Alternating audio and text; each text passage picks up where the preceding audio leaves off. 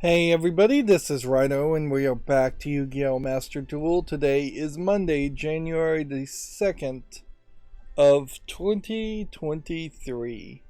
So we've had the new year, but pretty much everything is still just in slow mode. And for video games, honestly, nothing much happens for the entirety of January and February too. Once that Christmas season is done and they've got as much new sales as they're likely to get for the next couple of months, you stop getting announcements. You kind of stop getting drama. You kind of stop getting any kind of news. Let's see. We've got new season ranked duels going between December 31st and January 31st. One of the things about this season in particular for me, and it's not video game related, is that there's just so much sneezing and coughing that happens that it's fairly consistently now. Every year, I start to just completely pull my back, strain my back pretty awfully. Like, I spent most of the last 3 days trying to do a project that really should have taken just an hour. As far as Christmas LED lights, trying to get them wired and working, and for the most part, I think I've gotten as much as I can do. There's one, I have this Lego table that I put LED strips on that I can control with a different controller. I'm like cutting off a controller from a Christmas light set, and then putting two wires on one controller, and then one using the extra controller on the LED strips, and that would all work except for they need more power, or it should work except for they need more power, more current, not actual voltage, more amps. But I can't just get on the floor and reach the wiring. I put the wiring in a particularly bad spot and didn't really think it through all the way. Like, in retrospect, I should have put all of the LEDs on the backside, and instead of being in the middle of three tables back to back, three bookshelves, and the bookshelves have no back, so that's why they're in the middle. I'm not describing this well, but regardless, the point I was trying to make is I can't reach the wires because it just hurts my back so much to reach forward a little bit, reach upward, lie on the floor, all of that. And that seems like that is just going to consistently be the thing that happens each year. Here they have this frog. What's interesting here is that as we're approaching the year of the rabbit, Chinese New Year style, or Lunar New Year is I guess what they're calling it now to get away from China. You'd think that they would have a rabbit, not frogs, which I don't even think there is a frog in the zodiac. I did reset the application to would launch this daily on my phone, so I'll ideally not miss any or as many daily logins to get a little bit more gems and get a little bit more spectate dual lives going. I think I pretty much have to claim them though, otherwise they won't reset. For the accountability section today, and today's going to be a short stream because there's just no news, I am hitting a point, 223 is a weird price, where it is kind of pushing itself, when Nintendo games are really pushing me to be much more like a little kid in not 100%ing Nintendo games. I've done, I think, as much as I want to do with Kirby and the Forgotten Land. I'm at 95%. There are I got all 300 pieces of Leon's Soul, which is the post game extra content, the second credits. Um, but once you beat the first credits content, then you unlock another Ultimate Tournament Z, which is just a lot of fighting. And I didn't collect all of the like. Let's actually go ahead and open a tin pack here while we're at it. There's nothing new here, and we don't really have enough gems anyways. I didn't collect all of the waddles in the first section, which there's 300 waddles, so technically there's like 600 collectibles in the game. The difference being that at least 7 or 8 of those waddles require you to defeat the bosses without taking any damage. And that's what really kills Kirby in the Forgotten Land. And if I think about it, I feel like this is probably the exact same experience I had when I played Kirby in Dreamland in the first Kirby game on Game Boy, is that the collectibles and finding hidden collectibles and platforming is pretty easy, but then the boss battles are fairly difficult. And the Kirby in the Forgotten Land just takes that to the next extreme if you really are going to try and collect everything. New animation for not really worth much. Sniper Ranger says, yeah, Yellow Rydo, we already had a rabbit pet. We got a totally awesome pet. Interesting. I'll have to look at it. I probably missed it then. Yeah, which that probably just speaks to me not paying enough attention. So yeah, if you're playing Kirby in the Forgotten Land, particularly if you're a little kid, which it feels like it should be a little kid game, you're just going to be really screwed around the 90% point. There's just going to be these really, really difficult fights, and I was playing well over half of the game on the easy mode, which means I got considerably less coins than if you were playing on the hard mode, which means you can't actually afford to unlock all the capsule toy captcha items in the game if you were interested in that, which that's just an unnecessary addition to the game, just trying to teach little kids that blind box opening and gambling is a good thing. It really should not be in the game. It doesn't cost any real world money, but it's a bad gambling habit to instill in kids. There we go. New Year, quick victory. I will take that. Let's go back and see.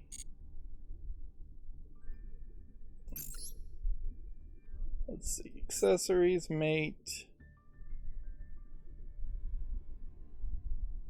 Maybe it's not there. Maybe you can't buy it anymore.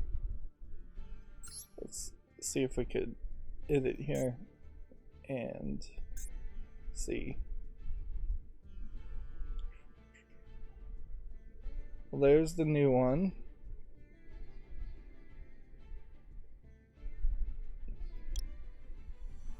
Jackalope. I guess that's technically a rabbit.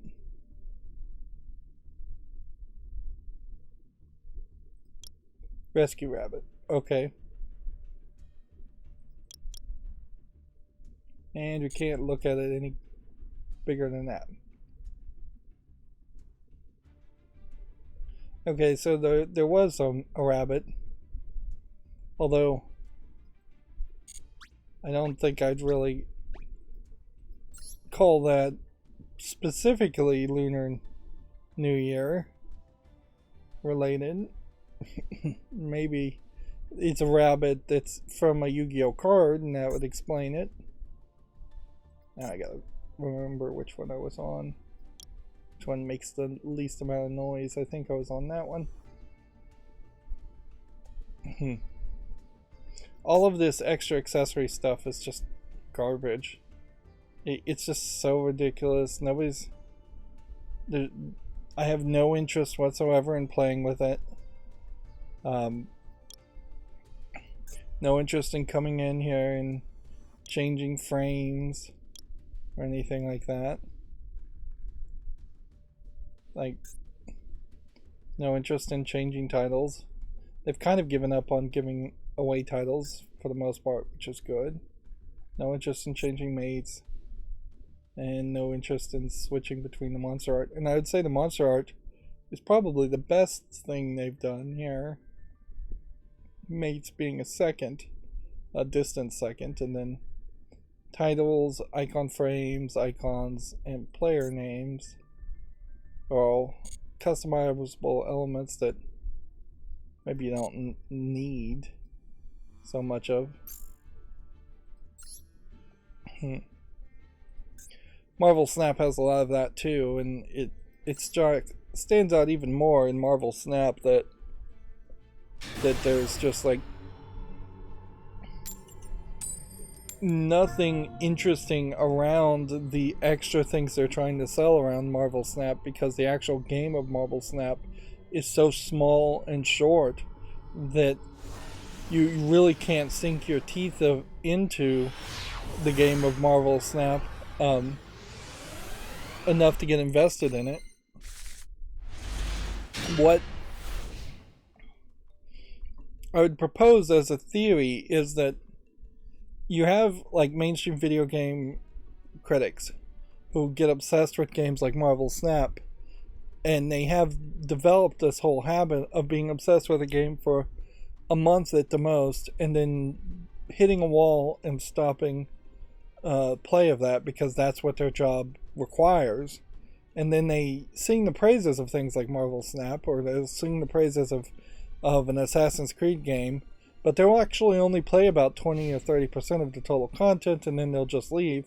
Well, particularly in Marvel Snap's case, once you get all of those cards unlocked in Marvel Snap, once you've seen everything, there's nothing new to do there at all. There's no reason why you would spend $30 for super short season passes in Marvel Snap just to get more variants. They're already at the point in Marvel Snap where they're selling anime versions of variants of the cards. They've already gotten, I think it's probably close to about a dozen different variants for different cards, or maybe it's closer to 6 different thematic variants for each card. So you're talking a game that's less than 6 months old that's asking you to buy the same cards 6 times over, which inherently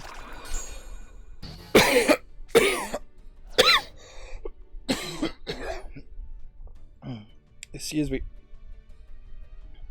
inherently, yeah, you're hurting the idea of a card game when you have any variants of cards. And if it's one thing Yu-Gi-Oh does very nicely in compared to Magic the Gathering, which does allow for a bunch of different variants of cards, Yu-Gi-Oh has been particularly consistent in having the same card be the same card and visually be recognizable from the go. The Pot of Desires here has always looked like this. There's no visual variant. There's no special version you can get of it. There might be another card that does something slightly similar, but there isn't something that does exactly the same. Whereas Magic the Gathering loves to resell the same 2/2 bear type cards over and over again and change the name, change the art, which just creates confusion.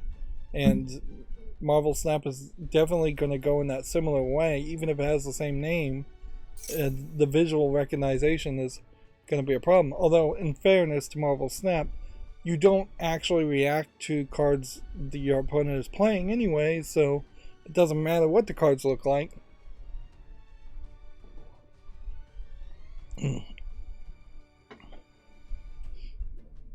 But yeah, I would heavily bet that the second there's a new fad game coming out, whether it's Hades 2 or something else, or the second you hit the wall of owning all the cards in Marvel Snap, or most of the cards in Marvel Snap, you're going to see a massive drop off of people playing it. I don't know why I'm still playing it, really. I'm just incredibly bored in the past few months, as far as just not being able to sit upright and pre-record footage or schedule footage. I should just be playing more Steam games, PC games, and making more footage, really. Instead, I'm watching Rydo on Netflix, which is probably the ultimate sign of wasting your time, to watch a Japanese little kids ninja show. Sniper Ranger said a while ago, I think we need more background art. Honestly, I'm getting tired of the space background. I agree with that. Yeah, the background art is way, way better, I think, for them to focus on as far as Master Duel. Like, they clearly have like different artists doing different things, or they're just crazy in general about what they're doing. But like,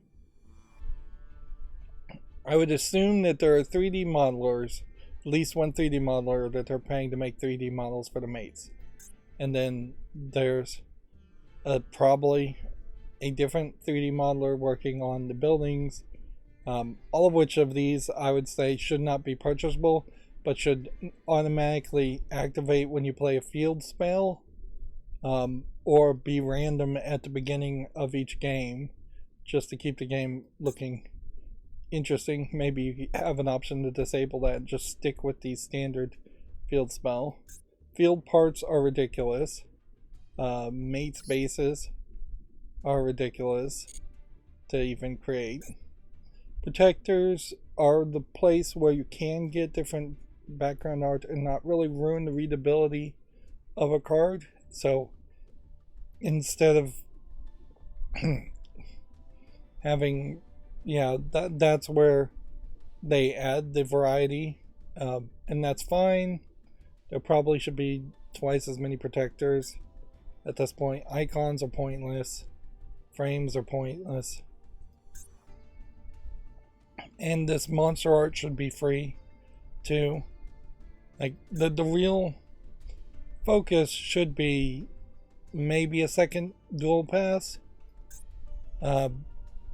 More of these. We should really have 4 or 5 more bundle deals. We shouldn't have to pay for additional deck slots, because that's counterintuitive. It doesn't make any sense for me to want to get more cards if I have to pay money to get the cards. More structured decks for sure. This would help a ton of players if there was 2 or 3 times as many of these structured decks that you could buy starting off. And in fact, your whole first game experience, if you just installed the game and made an account, really should have about 30 of these decks available for purchase, and the game should just give you enough gold to purchase one deck as your starter deck, instead of giving you 3 weird starter decks through the single player mode. The normal packs here should be a little bit more. There should be probably double them, and they should potentially be a little bit cheaper, so that it would be nothing to buy them. There really isn't ever a point here where 100 gems feels like throwing away a quarter. It definitely feels like to get 100 gems you have to struggle with doing at least 2, if not 3 daily quests. So a whole day's worth of work playing the video game. Let's keep on playing.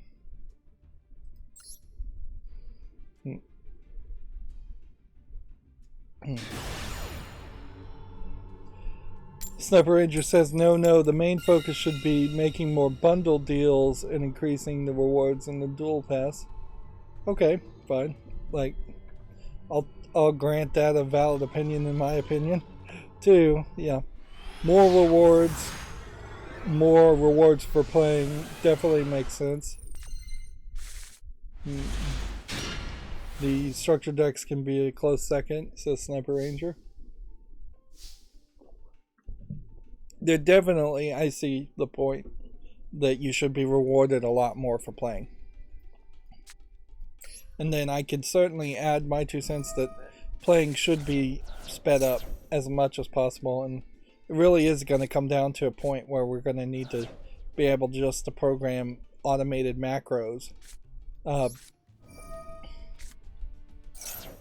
or front load actions a lot more.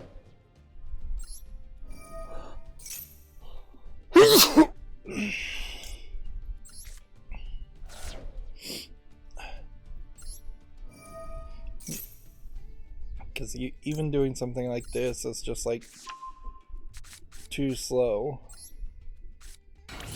That is one thing Marvel Snap, I think, was trying to address, and maybe they made some great progress there, but not quite enough in both players play at the same time. I would be fine if the opponent was playing right now, locking in his actions, and then it would just have like rollback netcode like a fighting game.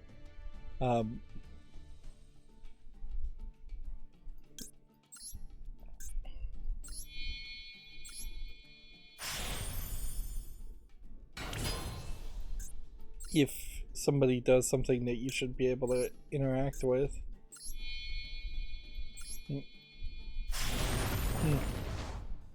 Because honestly, if there's no if there's nothing that triggers an effect at all in the game, you could easily preload your entire move and just say, alright, nothing would have triggered your effects or affected this in any way. The computer is already calculating that anyway, so you could just let it play out. Sniper Ranger says, bless you, thank you. Yeah.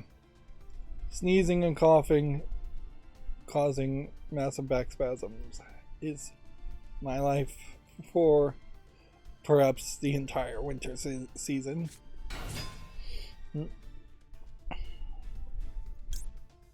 Right.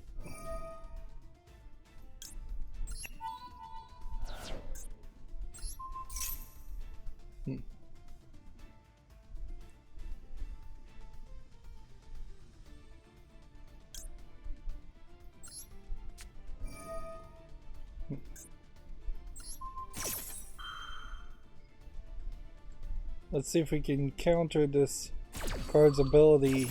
This probably won't work.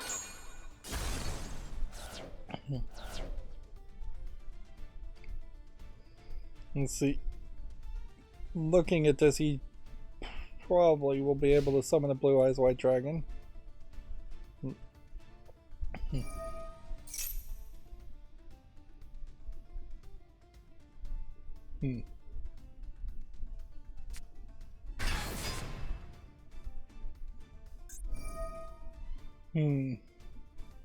Blue Eyes Solid Dragon.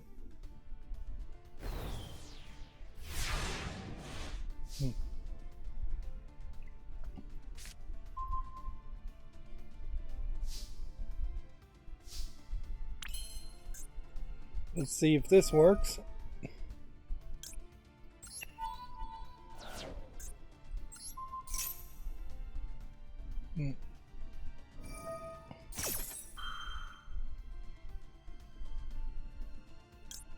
Let's see if this works.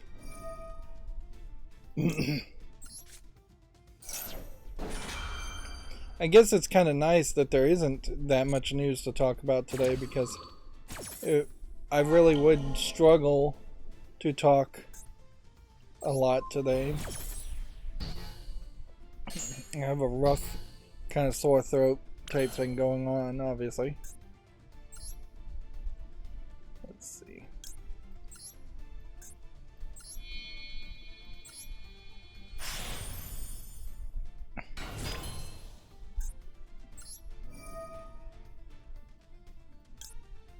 Go ahead and get rid of that. Attach this guy.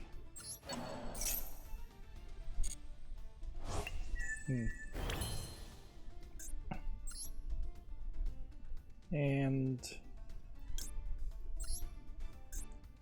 I'm just summoning extra versions of this to put more things in the graveyard.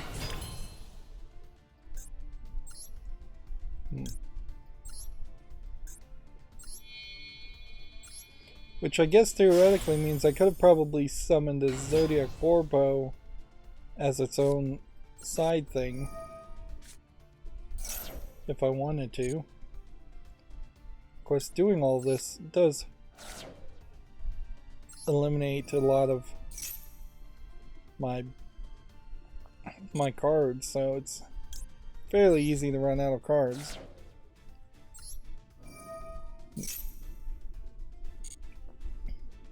Honestly, one of the things I would really love to see as far as Yu-Gi-Oh! Duel Masters is just a bunch of new advertising that would happen around it. Sniper Ranger says be right back. Okay.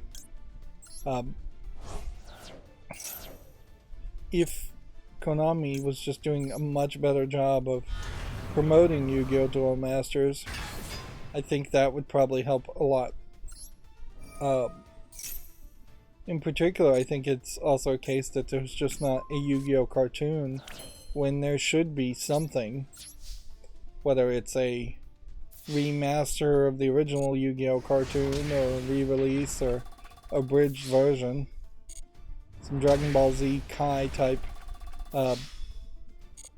experience that would maybe abridge some things, fix the rules somewhat, would make a lot of sense.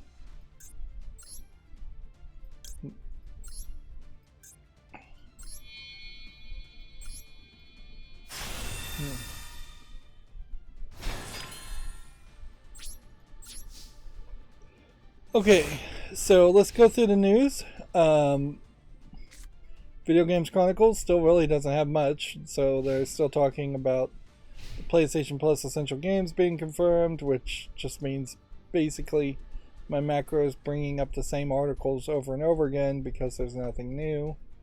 Images claim to show Zelda Tears of the Kingdom LED Switch version. Yeah, this guy is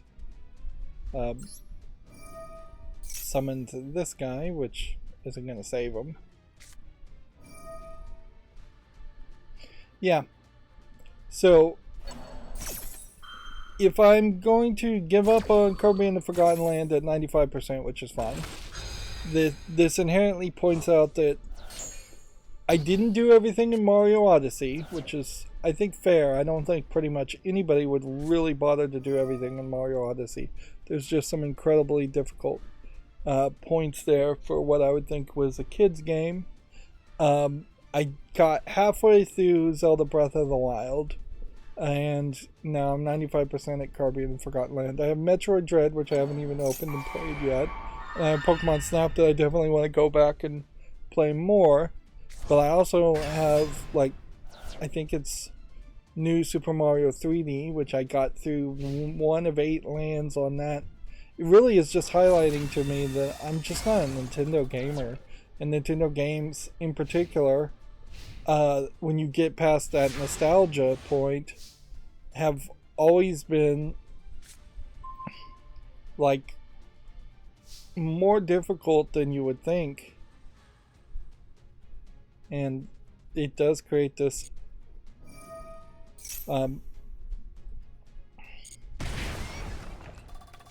it does definitely create this weird situation where you're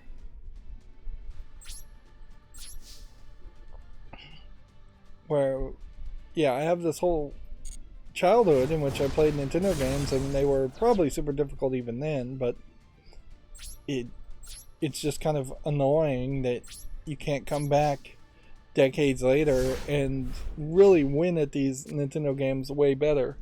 They should be easier. Like, I should be a better gamer. And it does definitely feel like there's a very far difference between PC games, whether those originally would have been Xbox console games or PlayStation console games or just PC games in general, which seem like they've gotten stupid easy, and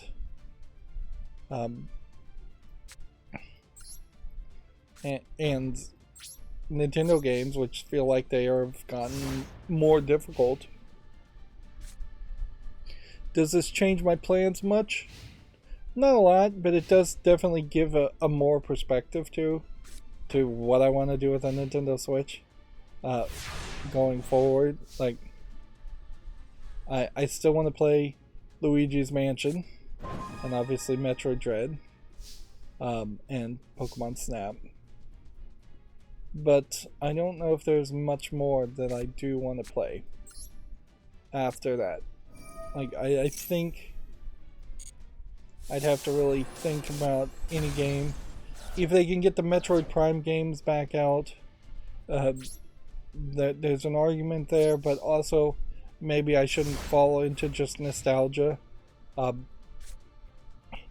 truth of the matter is, if I'm going to just play old games, I might as well just get ROMs and emulate them at that point, unless there's something new or special about a Metroid Prime remaster or re-release listed on the Switch. There is another Mario game that I should probably play. I'm being kind of silly to play any of them, frankly, because it's not like I owned a 3DS and played them. I didn't own a Wii U. There's probably a decent number of Nintendo games I didn't play on the Wii. I never owned a Super NES, so it's not super crazy for my history as far as playing Nintendo games to miss out and skip a amount of entire generations of Nintendo games.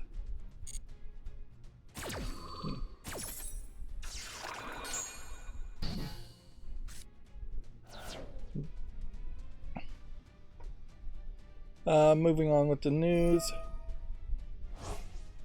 and particularly Nintendo's not really offering much either.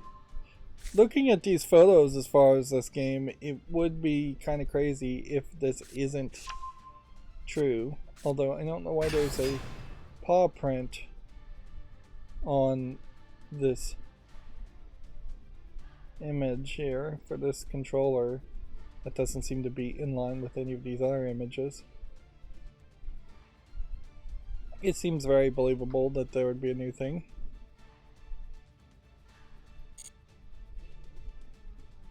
I need to only do 1,000 damage, but this is where Yu-Gi-Oh! Really starts to slow down. The Last Guardian developer suggests it will reveal its next game this year. Jin Design says 2023 will finally be a year with a lot to talk about. Which, yay, but also boo, because let's face it, every single time there has been an announcement around these designers, they have been stuck in development hell for incredibly long amounts of time. So one can only hope, I guess, that they have been secretly working on a new game after The Last Guardian, which almost certainly they were. The day after they went gold on The Last Guardian, they've been working on it, and that was, I would say, 4 or 5 years ago that The Last Guardian came out. It does say in this article it's completely new.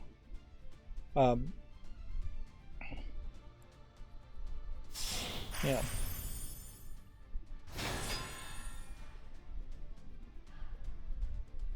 Let's see. We've got some numbers here. They worked on Eco in 2001. They were formed in 2014. So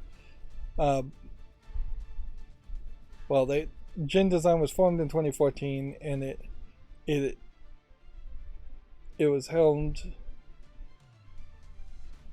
It worked under a different name in 2001 and 2005. And so they put out a 2021 greeting card showing some art, and now we're at 2023, so they should have something. And there I got distracted and lost, and this is the number one problem with Yu-Gi-Oh! Is that you can just be distracted for 30 seconds really and lose. And you know what? It doesn't solve the slow playing thing anywhere as well as Hearthstone did. The rope worked way better. Whatever algorithm they had in that, as far as randomizing the amount of time you have or making it feel like you have less time than you really do. Part of the problem, I think, also is that it just ends. I wouldn't mind it ending my turn, but it's really unfair for it to surrender the entire game.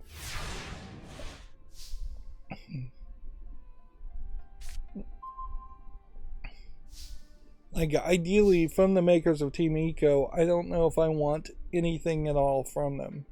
Because Team Eco, outside of its visuals, or the game Eco, outside of its visuals, really wasn't much of a game. So it just had... No, I'm talking about The Last Guardian, not Eco. The Last Guardian, outside of its visuals and feeling like it was a spiritual successor to Eco and Shadow of the Colossus, all three of which are games that I'm not sure really are connected. They're just slightly hinted at being connected. I think particularly The Last Guardian is pretty bad amongst that group.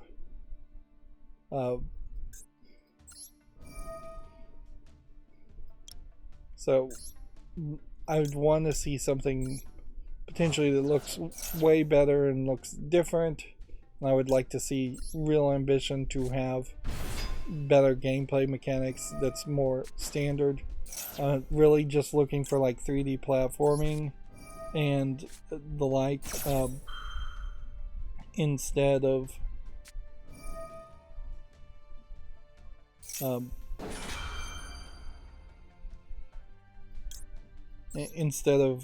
a Last Guardian bird that you have to kind of control and order around to solve simplistic platforming puzzles, which I think that's what The Last Guardian was. I didn't actually play it being a PlayStation exclusive, and now more than ever, those unique Japanese PlayStation exclusives, that was a fast game, are not focused by Sony of California. So even if there is something like The Last Guardian that comes out, probably won't get a lot of push, it probably won't get a lot of publication, and I imagine it's not going to be that popular either. We are far way away from when you think PlayStation, you think Eco, Shadow of the Colossus, The Last Guardian, to the point now when you think PlayStation, you're thinking something like The Last of Us, Uncharted, Horizon Zero Dawn, although at least Horizon Zero Dawn is kind of in the middle there, as it being more of a fantasy game. But yeah, generally speaking, Western games have been the major sellers. You're not looking to the PlayStation for Katamari Damacy in the West or something like that. And yes, in Japan in the past, PlayStation would have been the place where you were playing your Final Fantasies every year and possibly your Dragon Quest, but even that now is unlikely to be the main draw, as the Nintendo Switch is winning like crazy in Japan. I wouldn't be surprised if there is some weird way to play the next Final Fantasy game on the Nintendo Switch. Yeah, honestly, if I was Nintendo, that's exactly what I'd be doing as far as thinking of the Nintendo Switch 2, whatever that is, I'd be thinking, working closely with Square Enix to say, we want to be the flagship console for Final Fantasy. We want to be the flagship console for Dragon's Quest. So how are we going to make a product that is powerful enough to at least stream those games on our console? And I don't know if there really is a way in which Nintendo can pull that off, but that's what I would be thinking if I was Nintendo, is to try to completely dominate the Japanese market, in at least Japan, even more than they already are.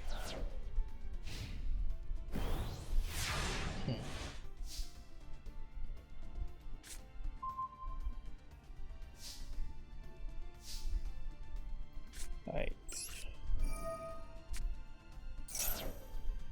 Drop that.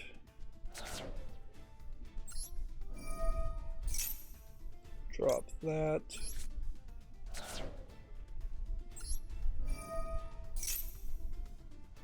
Add that to the hand. Summon that. Activate that.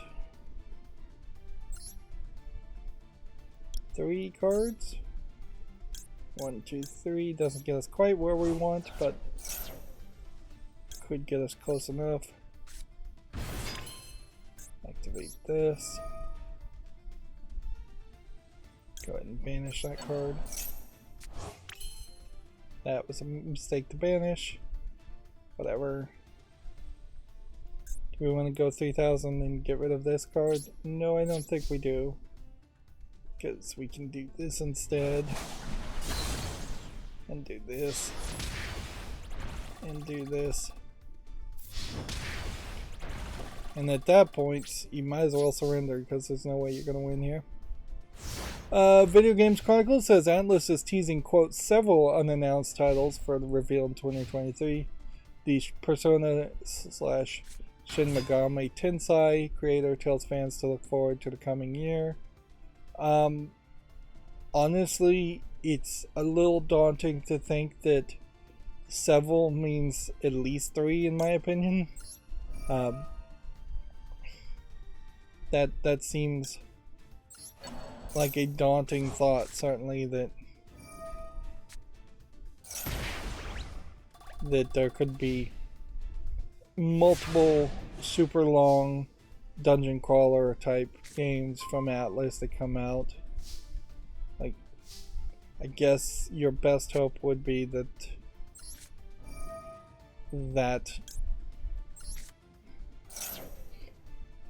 they come out with something like very different, I guess, instead.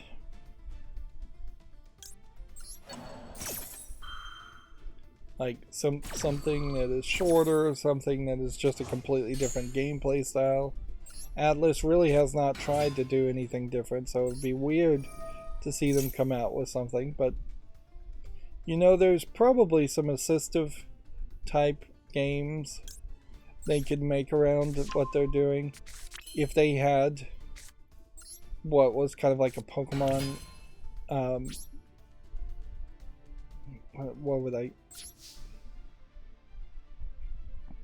Well, I guess if they made like a Pokemon Stadium type game where it's just the monsters from their other series fighting and leveling up, and that the monsters could potentially be transferred over to a Persona 5 or Persona Shin Megami Tensei 5, whatever the next games in those series would be.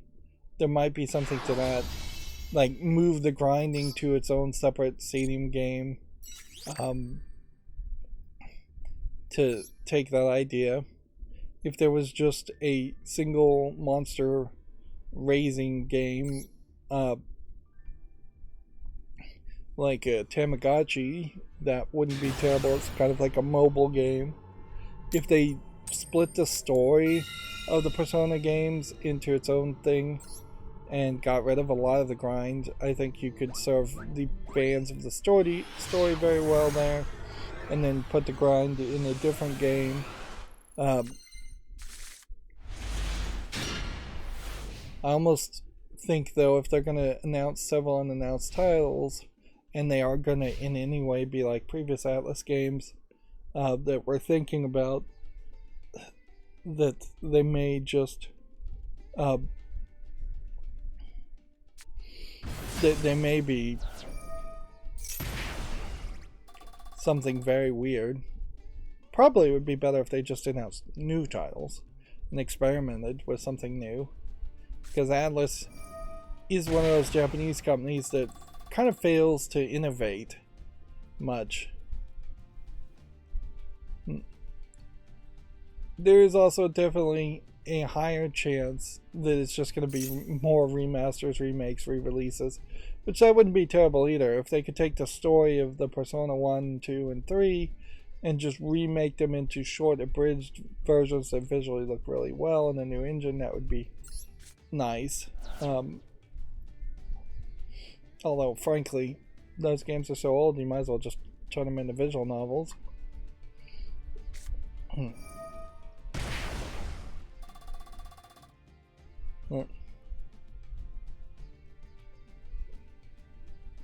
Let's see. Square Enix apparently is still going heavy, at least it's telling in its new year that it's going heavy on blockchain. Square Enix believes recent blockchain volatility can benefit its game plans.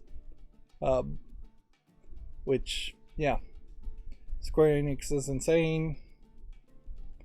And the people in charge of Square Enix are obviously not good business people.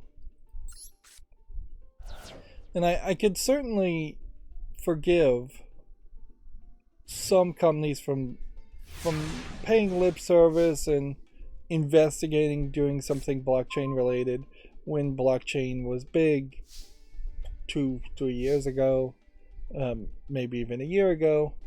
But and I could understand them potentially being slow to react and having already invested in it.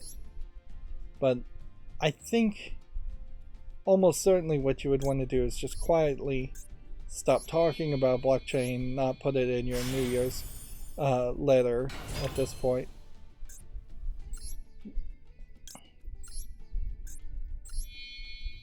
There's just nothing that is worth the effort, in my opinion, to add blockchains to video games.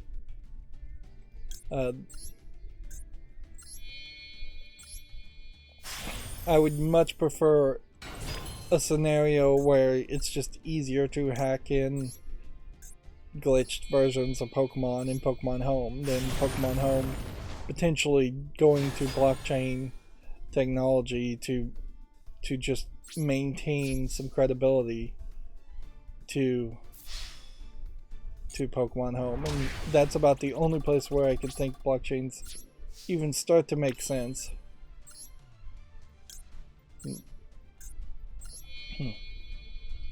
And nobody really has ever talked about the elephant in the room, that if video games really started to use blockchains like crypto coins as a payment method, a lot of countries, possibly Japan and the United States, definitely would crack down on that and say, no, you can't have these untraceable money transactions happening inside of your games, in which all kinds of people, drug dealers, terrorists, could be money laundering money backwards and forwards.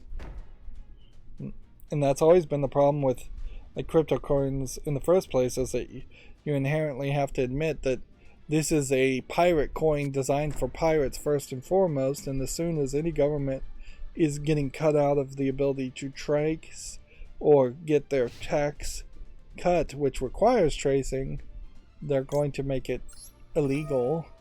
And video games aren't going to go down the ways of becoming illegal products that are only bought with cryptocurrency.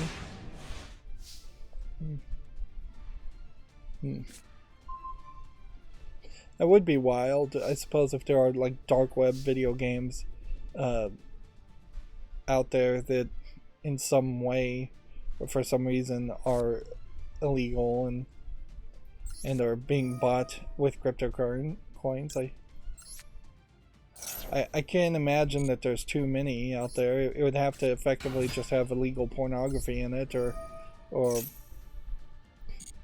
something else for it to really be illegal worldwide. And I don't know why anybody would even bother to make a video game around that when they could just sell the images.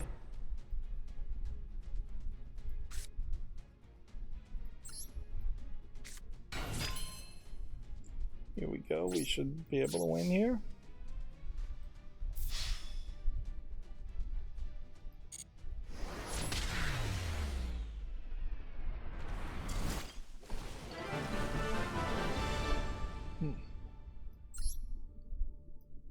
Keep on playing. Inherently, the problem with Square Enix, though, is they need some direction and they need a new logo because they don't own this company anymore. They don't own Lorecroft. Is this supposed to be Bionic Commando rearmed here? That'd be a weird character to show. So I don't even know who this character is, but I bet it's not a big focus of Square Enix. You really can't do too much with Nier Automata. Plus, I don't think you iconically think of the Nier series as being a Square Enix series as much as it's just a Square Enix published series. And then, is this a Demon Souls, Dark Souls game? Well, you can only have so many of those per year, 2 or 3, and only one of them is likely to come from Square Enix. So that leaves you with just old Final Fantasy and new Final Fantasy, and they are just completely limited that way because they have not cared about or invested in any new properties, and so now they're limiting themselves down to just being Final Fantasy games, which they seem to be hinting at they're going to try and rip off Final Fantasy players more than anything with blockchain investments, which I would not be a fan of that if I was a Final Fantasy player. Right.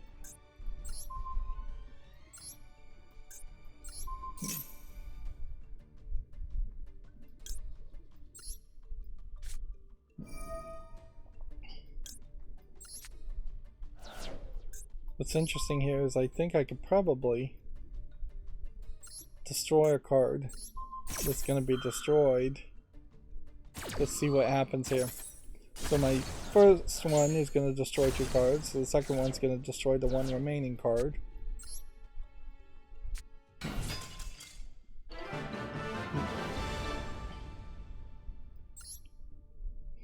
It's early days. It's pretty easy to get up the ranks when people are surrendering, but wow, 5 rewards there. That's quite a bit. Let's see.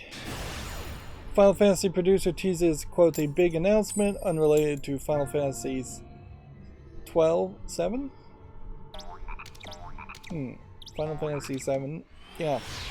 They've also kind of failed as far as Square Enix to really in a quick manner put out the Final Fantasy 7 continuation remake part 2.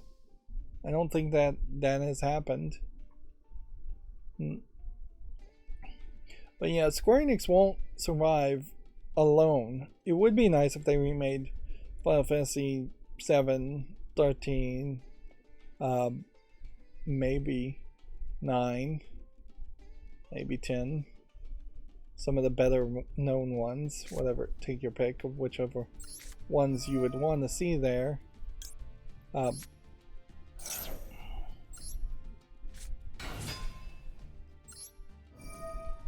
But they can only really remake one of those games per year or so.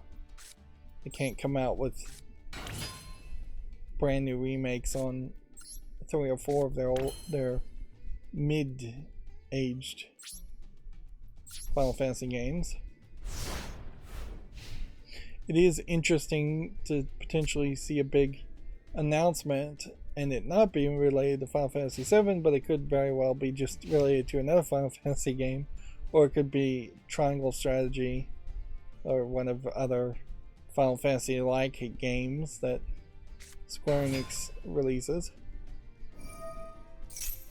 And we have 2 more Video Games Chronicle articles for today. Redfall is reportedly targeting a May release date. The Arcane/Bethesda shooter is officially due out sometime this year, which that's not really information when they're just saying there's a rumor that it's coming out in May. Redfall as a game needs a little bit more promotion when it's ready, because I don't think it's quite hyped up people. Sniper Ranger says he's back. Okay, thank you.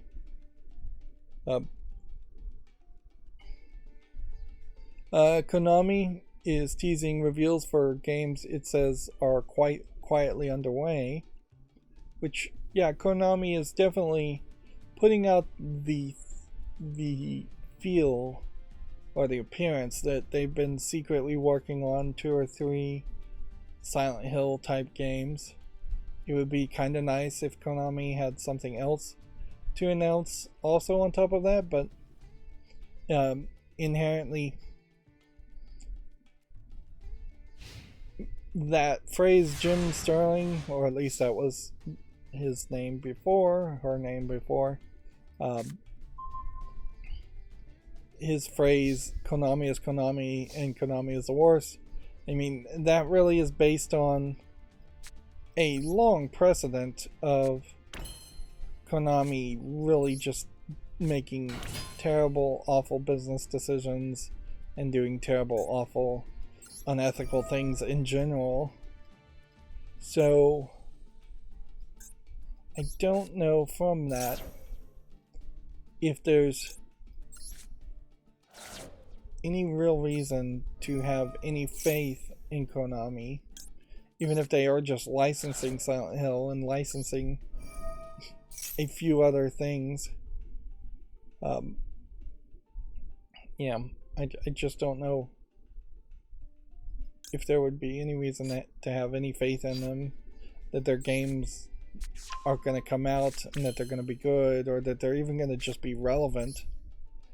Sniper Ranger echoes similar sentiments when saying they're teasing it quietly because they know games will flop probably.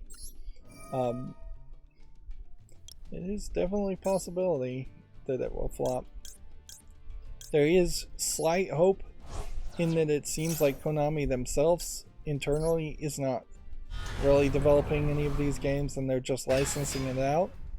And at a certain point, if you asked McDonald's corporate to make a burger, McDonald's corporate probably would really suck at that. But if you ask McDonald's, a McDonald's franchise to make a McDonald's burger, they can make a standard McDonald's burger that's decent for what its quality is and what it's looking for.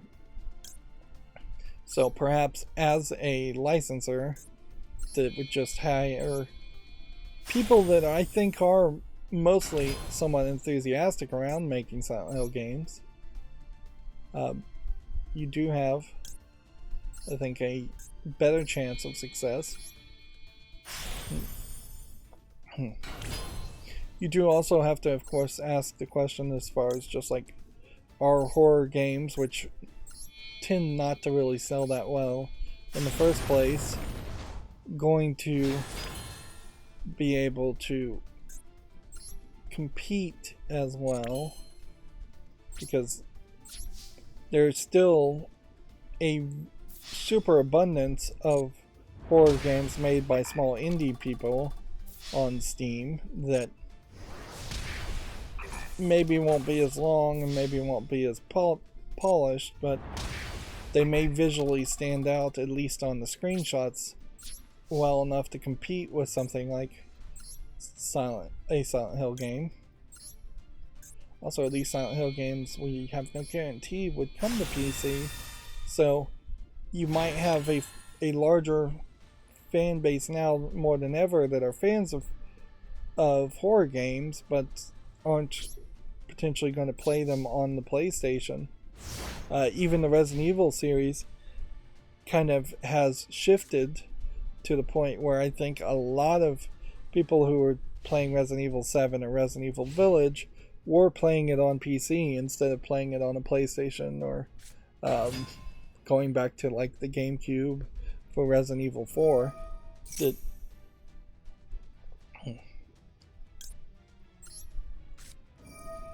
should be able to win here.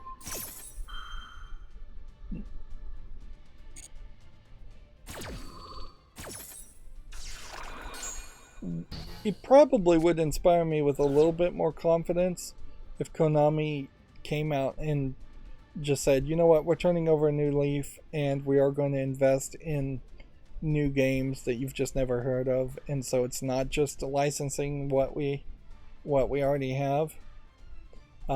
They basically need to apologize though, and the Japanese company would never really apologize. And so it definitely feels like if Konami could get back to running the things it used to run, which was mostly pachinko parlors and other businesses, they would almost certainly once again abandon video games as a focus in favor of some more profitable venue, which that is potentially a problem with Japanese companies that will just work, or Asian companies in general tend to work in any kind of industry, whereas it is more culturally acceptable in Western countries to be focused on one type of industry, one type of product, and not do wild and crazy things. Yeah. And you know, we complain about like Microsoft potentially becoming a monopoly, but you look at Samsung or LG in Korea, and that straight up is a vertical monopoly in which they basically own South Korea as a country, because if Samsung went out of business, it would take potentially 80% of all the jobs in Korea with it.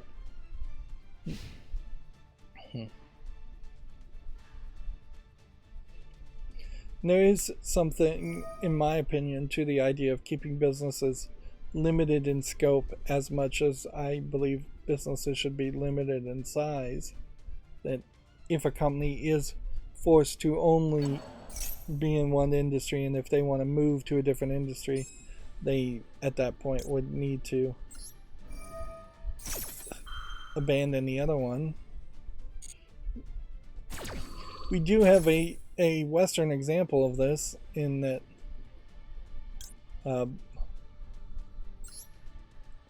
that AT&T as a phone company has done as much as it can to make money as a phone company, or as to make more money as a phone company, and now AT&T has bought Warner Brothers and created this weird, terrible merger that has hurt Warner Brothers as far as a TV and movie producer, as far as also a video game licensee maker too.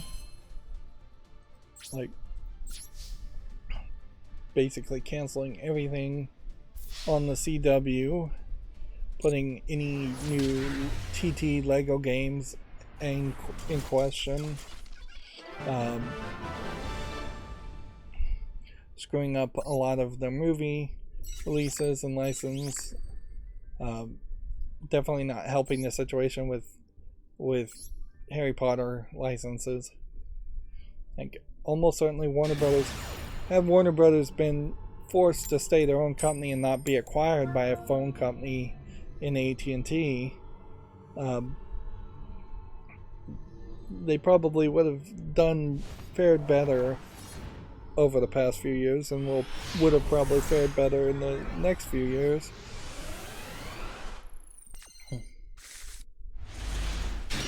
Like, it really does make some sense. Like, a phone company has no business acquiring a movie company, and a movie company has no business acquiring a video game company or having a subsidiary that's a video game company.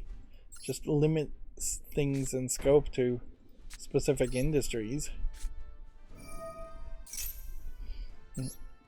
Amazon.com really has no business running buying PillPack and running a pharmacy, or being a ebook store and then all of a sudden being a game developer through Amazon Games.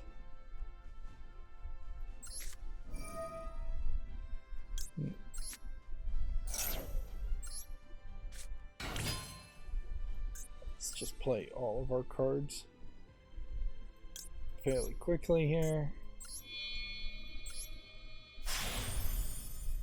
This deck is still way too slow for my liking.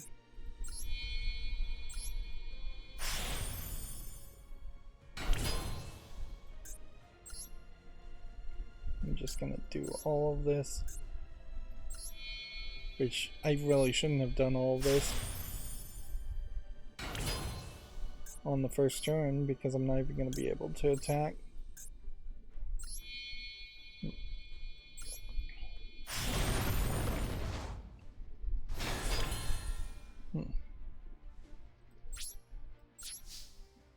Yeah, and it definitely feels like it's slower to getting through the Video Games Chronicle articles than it is the Gematsu articles. Mostly I think that's because the Gematsu articles are better headlines, where you can just read the headlines and move on. So like here, Gematsu says a side-scrolling 2D action game called Glimmer in the Mirror launches in early access for PC on January 10th. Is there literally anything that I really need to know more than that? Not really. I can come down here and get a general visual of what this looks like. This is the article we even talked about before that looks a lot like Child of the Light, which I think was a Ubisoft published game of all things.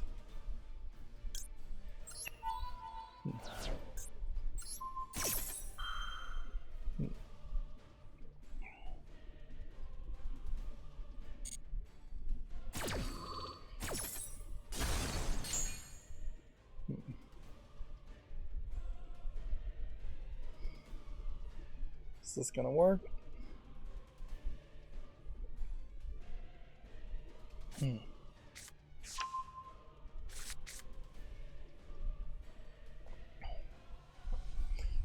Sam & Max, The Devil's Playhouse Remastered has been announced. Now I have to assume that the Devil's Playhouse is the second of the Telltale games that's being remastered. These visuals definitely look way different from what I've seen before, but these visuals here look exactly like Sam & Max. Yeah.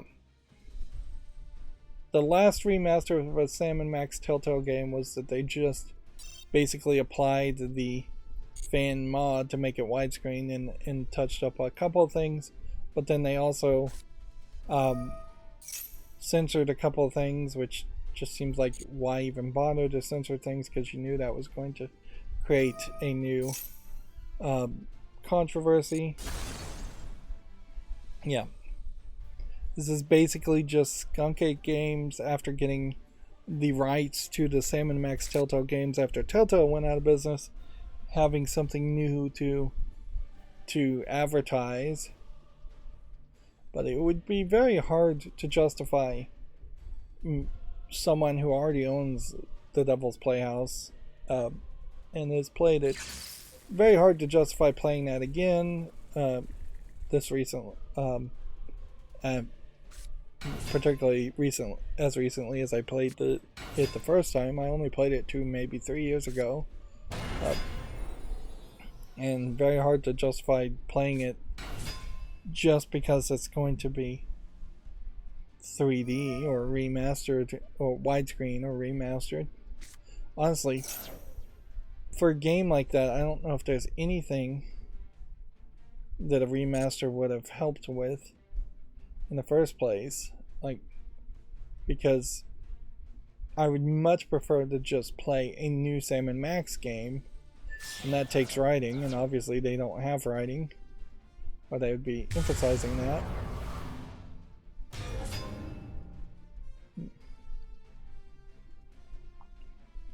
Right, well, we now have the ability to do this, so let's see if this works. See if you can counter that.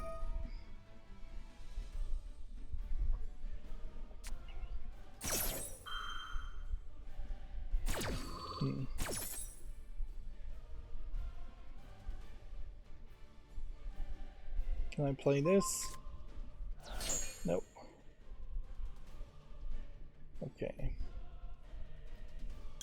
We'll special summon that one. Then that one. Then that one. Then that one.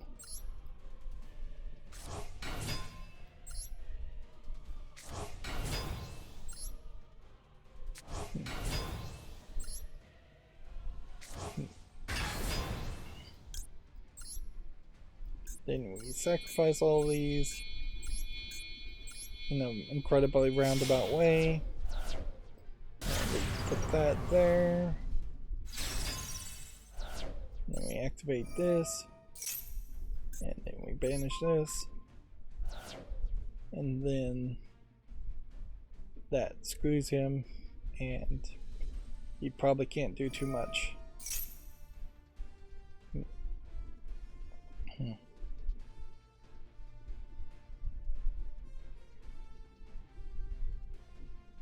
Well, that is going to destroy all my monsters at the end of the phase, apparently. Alright, well, whatever. Let's see, Gametsu says, Koei Tecmo announces an action RPG Fate/Samurai Remnant for PS4, PS5, Switch, and PC. A new Holy Grail while the Waxing Moon ritual begins. It's been a while since I've even thought about Koei Tecmo as a game developer and publisher. This is part of the Fate/Stay series, although in this case I feel like some of the original Fate Stay games were visual novels, and then they got turned into animes, and then there was also light novels, and the Fate Stay series is just kind of crazy.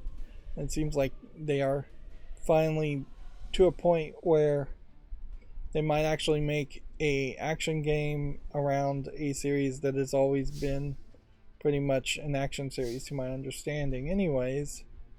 Now what's interesting here is that the Fate Samurai part of this seems to be somewhat accurate in that most of the Fate series has been depicted in a modern time, and so you are getting a very different kind of experience, it feels like, around Fate Samurai, which definitely makes it feel like it's probably an experiment of some sort. I want to specifically banish this card because if I could resummon it with the trap card, it would activate its abilities.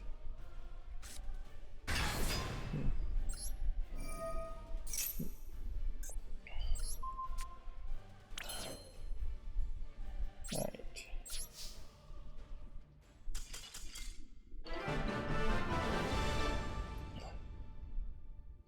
Yeah, it's getting a little annoying to have these hard-fought battles that really don't take place on the field and instead are just taking place in the summoning part. Better way to say that. Let me rephrase that since that didn't make any sense. We have these hard-fought battles that are taking place during main phase 1 instead of taking place during the battle phase when we actually attack and would lower the life points. Let's see. Gamatsu has the New Year's 2023 cards here. I guess you could go through all of these, and some of these would load and some of these wouldn't for my ad blocker. Most of these are tweets, so as far as Twitter is concerned and Japanese game developers, they are still fairly engaging with it. Here's the cross-gendered character that they changed the backstory on, I think. All these are in Japanese, and we could potentially try and translate them, but it's not really worth it. A lot of these are just pencil sketch art done by some artists in the company. Some of them are a little bit more polished.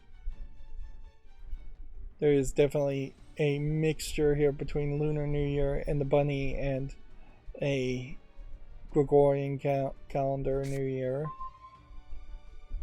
Each of these potentially could hint at something, but they probably aren't going to hint at too much.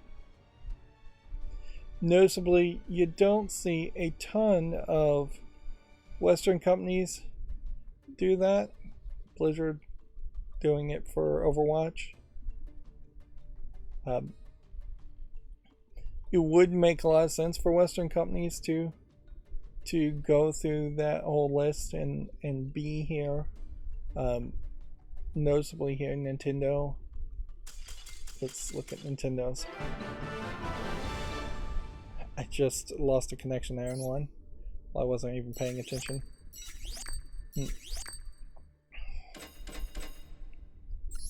Ideally, I'd just like to get up to gold today and then probably call it. So you have just like Mario stuff in 2023 and Animal Crossing stuff, and here you have some Kirby stuff and a more flat Kirby stuff. This character here is from the Forgotten Land, so I suspect this character is going to show up going forward in Kirby games. You have Splatoon stuff. Nintendo Dream,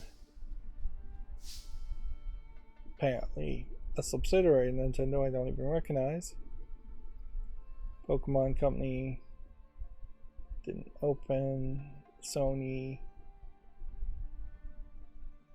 really just not showing much of anything here. Was there a Microsoft option here? Is Microsoft the odd one out? Or did I skip Microsoft?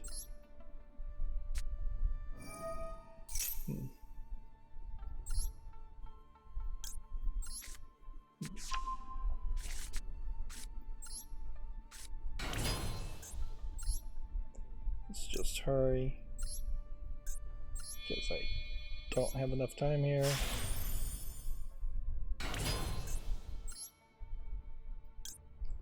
Yeah, if I could take this 5-card combo and just have one macro button that says do this every time, that would be great.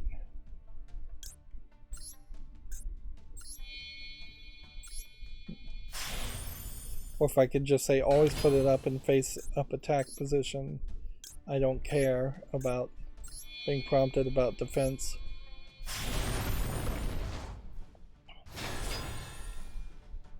Honestly, you want it in face up attack position unless it is an effect monster or unless it is a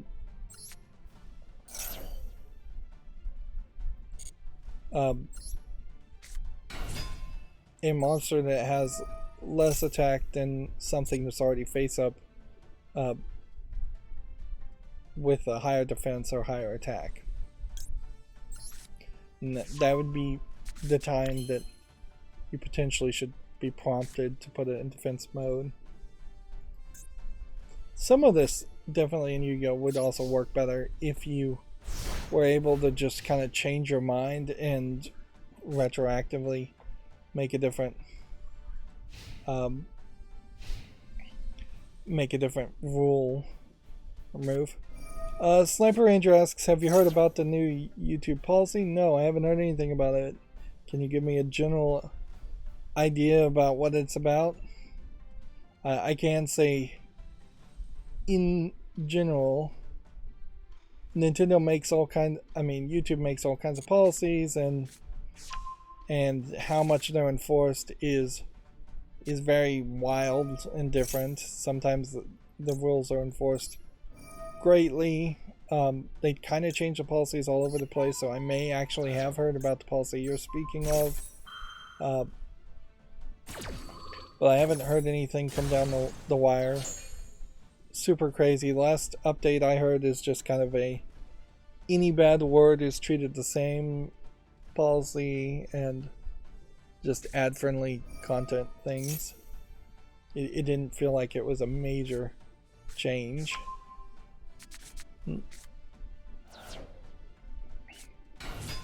It would be very much like YouTube for them to potentially implement some new let's screw the little content creator policy at the beginning of the year, or let's just screw everybody at the beginning of the year.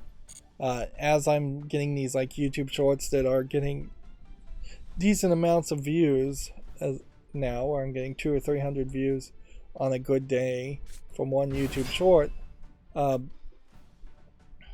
wouldn't be surprised if they do something crazy that says, nope, YouTube shorts really aren't going to help you ever be monetized or ever be successful.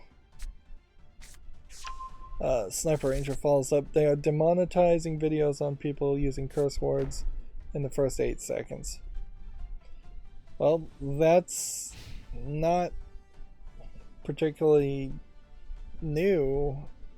That's been the policy. I guess maybe they just haven't made it as obvious that was the case, but yeah, that's not a new policy.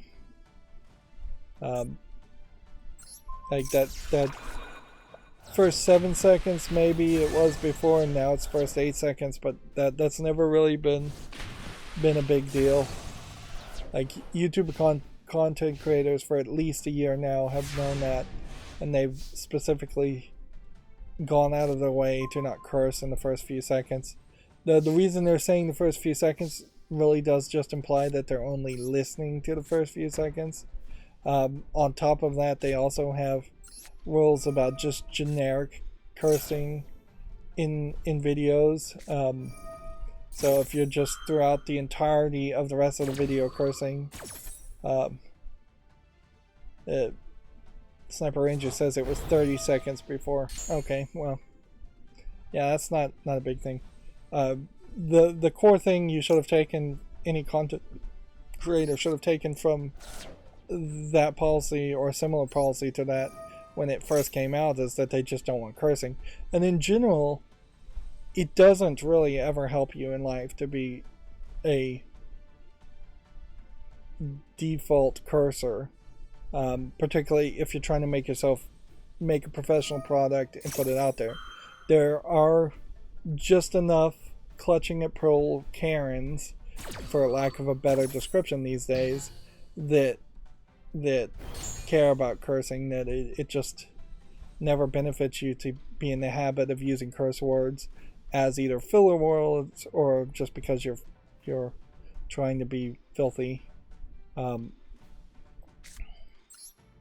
It's just a real good habit to never be in the habit of cursing. Particularly, even if you are going to use a curse word, it really should cut at the heart of people too, because if I call somebody a jerk and they know me and I don't ever use the word jerk, that should have a lot more impact than somebody who just calls everybody a jerk and uses the word like 100 times a day.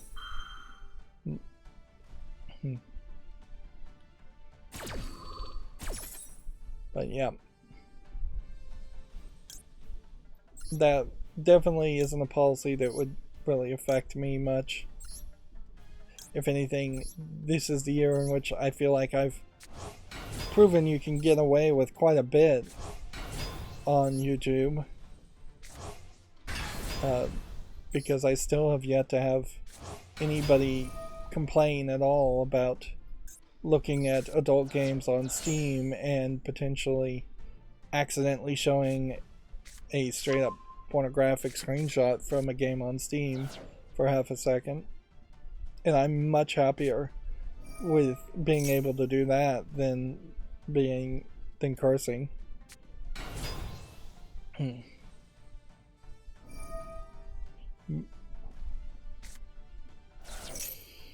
I would have to ask Sniper Ranger, or just anybody in the chat, there is like Filthy Frank. I think he curses a lot, and I think his kind of content would suffer if he couldn't curse. And then there is the Angry Video Game Nerd, and he like curses a lot, and I think his style would hurt if he can't curse. But honestly, I think if you bleeped it, you still probably would be able to monetize just fine. But I don't know of any content creator that just absolutely needs to curse, and needs to monetize. Like stand-up comedians that are cursing, doing like the 7 deadly words, 7 words you can't say, like a George Carlin bit. Yeah. I don't know if there's a lot of comedians out there on YouTube or people on YouTube that just absolutely need to curse and be monetized.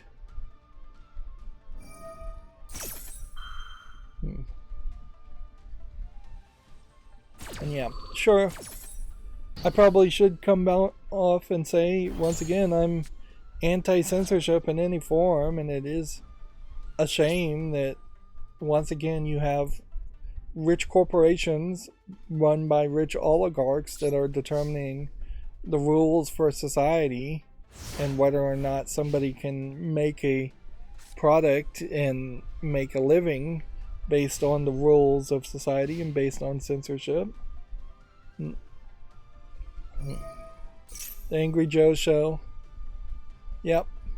I have been watching the Angry Joe Show lately, actually, and honestly, I think if he used the you can't curse rule as a way of rebranding himself, it might be a better show.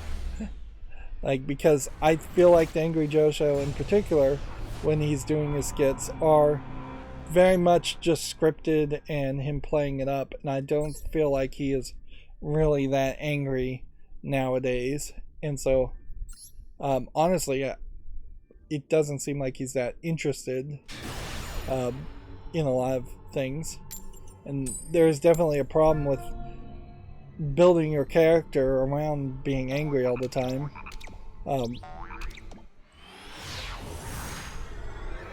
The same is true for the Angry Video Game Nerd. It would make a lot more sense if I actually thought the Angry Video Game Nerd cared about video games, which I don't think he really does, or even cares about making Angry Video Game Nerd content. It would have make some sense for him to just go in a different direction.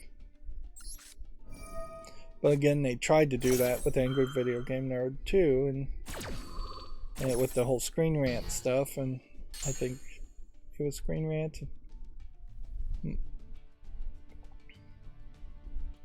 Yeah. We really don't need the anger in the world. There's plenty of other things to be angry about.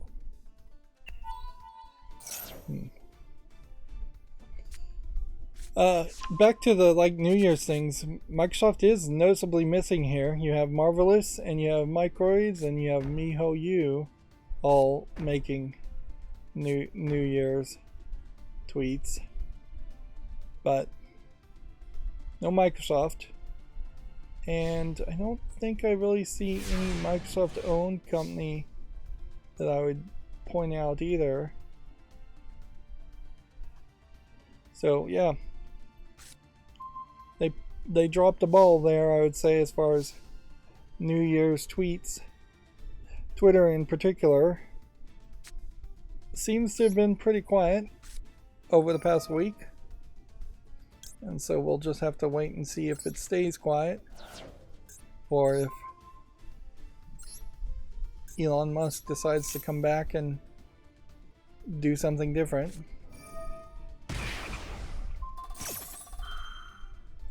It's frankly potentially a little more dangerous that if you have a madman, jokingly or legitimately calling Elon Musk a madman, running the show in the background.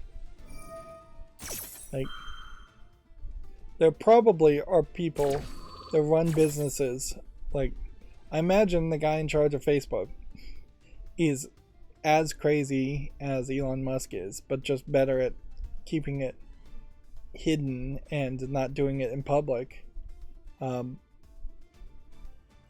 there was something kind of refreshing as far as just having a Mad King George type experience, which that's a weird reference, with Elon Musk tweeting out general thoughts and ideas as far as how he was going to run Twitter.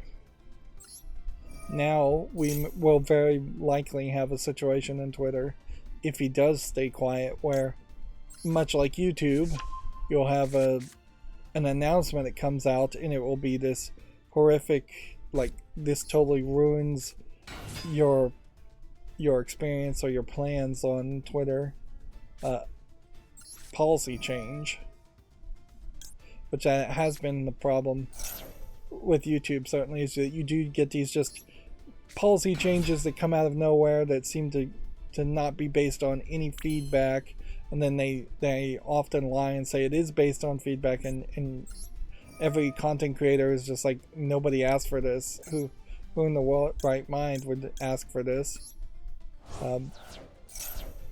It would be interesting if we had Susan Wojcicki, who's the CEO of YouTube, on something like Twitter, and she was putting out tweets daily, and it was crazy stuff that people could push back on and say, no, this isn't what we want.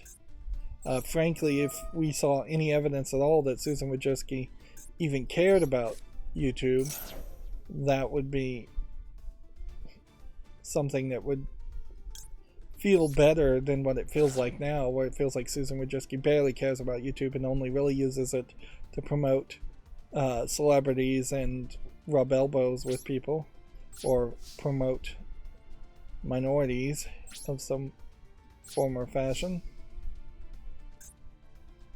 Alright, well, I'm probably screwed here.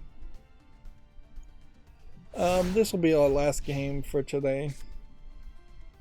Payday 3 has a logo, which I don't think means much at all, other than they just really want you to get thinking about Payday 3 after Starbreeze Studios going back and forth, it feels like 2 or 3 times, as either trying to be a publisher and failing at being a publisher, or trying to be a Payday 2 developer and failing at having Payday 2 succeed as a game. This is the same article. Yoshinori Kitase teases big Final Fantasy announcements for 2023 that is unrelated to Final Fantasy VII Rebirth. What's interesting here is that you have a subtitle here in parentheses, which, yeah, headlines probably should use parentheses more often to add more context. Articles in general should use parentheses to add more context. I suppose it is fair to also point out that any small content creator that's in the video game field, seeing Angry Video Game Nerd or Angry Joe Show potentially struggle, might feel like that opens the door for some newer talent to succeed. Those are pretty old channels, although that's not really how it works. Alright, well, I'm gonna leave it at that, and potentially I'm gonna have to run to the bathroom here in a second, so let's see if we can just burn through the news and be done. Konami teases new developments for a familiar series and unannounced new projects in the works, which, yeah, maybe that's going to be some baseball and football on top of Silent Hill. That at least is better speculation than Video Games Chronicles article with the picture. Konami is leaping forward. Atlas teases several unannounced titles, which, yeah, we already talked about that. And then Spike Chunsoft teases a large-scale title announcement coming soon. So that is the only new news. Alright, then this is nothing, this is nothing, this is nothing, this is nothing, this is nothing, this is nothing, nothing. This one doesn't support English and apparently is including necrophilia and women in their underwear, and that's why it's on the adult side story as far as a visual novel. The adult only section really still does not really make sense, because I was really taking it as only like sexual content. This is nothing. This is nothing. Sniper Ranger says, well, I'll see you next time, Rydo. Crown of Thorns. Yep, nothing here. Spider Queen Cave. Chinese game. Does that have mature content? 2 scenes of bathing during the game. Yep. This definitely feels like it's selling as an adult game, but it's mixed. You know what? I'm gonna leave the rest of these games to look at. Let's see. Until next stream. Hopefully there's a little bit more. And I'm just going to end this stream now since I am going to have to run to the bathroom. So this is a much shorter stream. I wish they were all this short. That's going to be it for the stream. As always, thank you for watching. Have a good evening.